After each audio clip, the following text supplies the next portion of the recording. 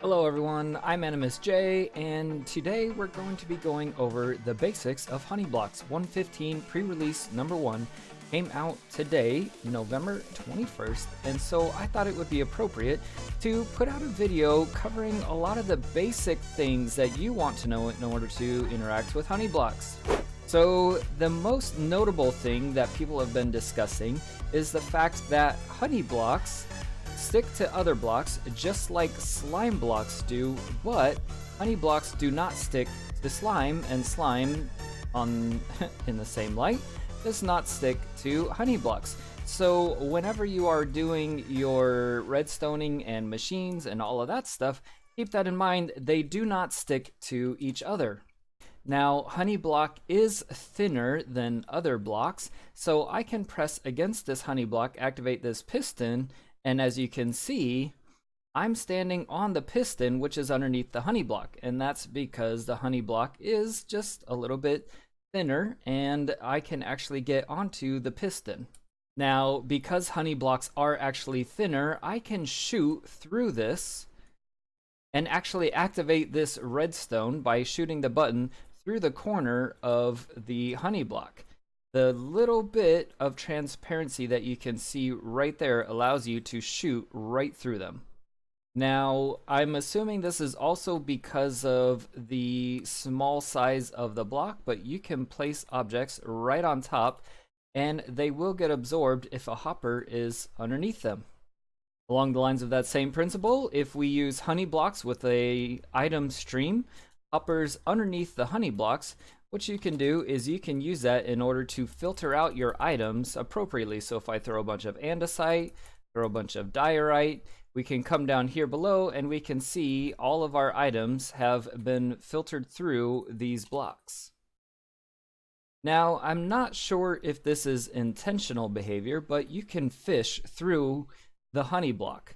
The issue is that you cannot actually grab items. So even though the fishing line goes through, I can't actually grab these items. Whereas if I come over here, you can see that I can grab them. If I fish from the side and then come through, I can hook them.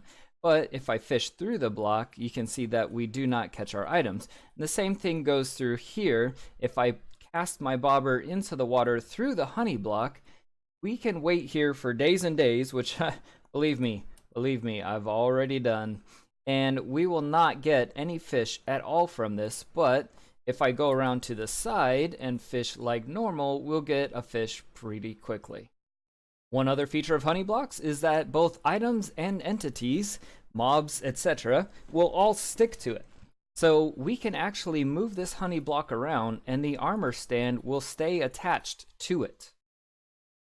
This includes players, which means that you can make fun parkour style games where the player has to dodge or avoid obstacles by slowly sliding down the honey block. Now, because players stick to honey blocks, if you do fall from a very high height and ride the honey blocks all the way down, you can see we take no damage. If we jump from very high and land on honey blocks, however, we do take a moderate amount of fall damage, though it is significantly less. In order to die while landing on honey blocks, I actually had to go basically to the build height in order to actually kill myself by landing on it. So, when using honey blocks to fall on, keep in mind that you will take some damage, however, the amount of damage is extremely low. One other feature of honey blocks is that when a mob is standing on it, they cannot jump a 1 block height like they normally would be able to do. This allows us to make neat little farms. As you can see, I have all these cows held in by trapdoors, and they are unable to escape simply because they cannot jump the 1 block height that is necessary in order to get out. We can also use that same design in order to trap villagers. I didn't use trapdoors on this one because if zombies or other entities were to come along, they would be able to still attack the villagers through the trapdoors.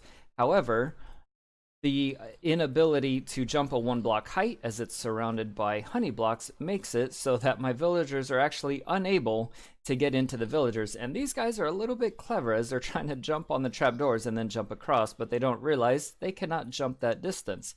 So my villagers, while they are panicked, are actually quite safe from these zombies. Now, if you didn't know, slime blocks are able to pass on redstone power, which means that we can make flying machines out of them, just like this one. However, honey blocks are not able to do that. So if I build that identical flying machine, but use honey blocks instead, you can see nothing happens. But you can combine the two technologies in order to build more sophisticated flying machines, and in this case what we're going to do is we are going to send off our little villager and say goodbye to him forever.